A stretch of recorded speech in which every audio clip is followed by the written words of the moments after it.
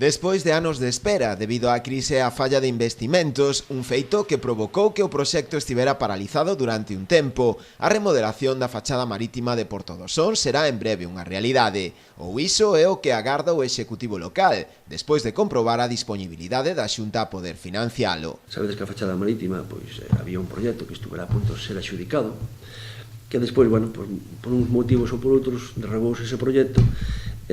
O problema foi que Porto do Son se quedou sin fachada, sin cartos. Entón, isto eu comentei ao presidente, me dixo que en aquela época que eu comentara, que era unha época que ainda estábamos en crise, dixeme que, bueno, que xa falaríamos do tema, que non era o momento, e cando a situación económica mellorara, pois que empezaríamos a falar da fachada marítima.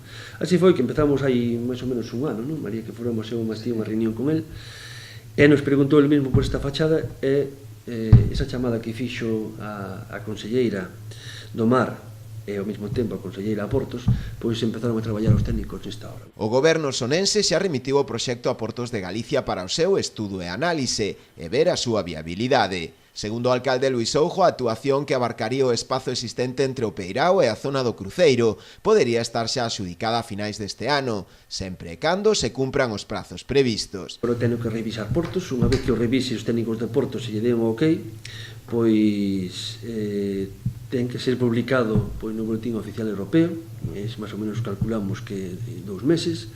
Unha vez que estea publicado, pois que ese proxecto estea xa dalle o visto bueno dos técnicos, salirá a licitación. Calculamos que máis ou menos a licitación pois entre 6 e 7 meses, e se calculamos o tempo, eu creo que daqui a final de ano podíamos ter esta fachada marítima adxudicada para empezar as obras a principio, entre finales e principio do ano 19, non? En palabras do propio rexedor sonense, será un cambio importante na fisonomía de Porto do Son, tratando de integrar o porto co núcleo urbano, dándolle ademais prioridade á xente fronte aos vehículos. Unha vez que este proxecto rematado, eu creo que vai a ser un sitio a visitar solo o que é a fachada marítima de Porto do Son. E o que se trata é de integrar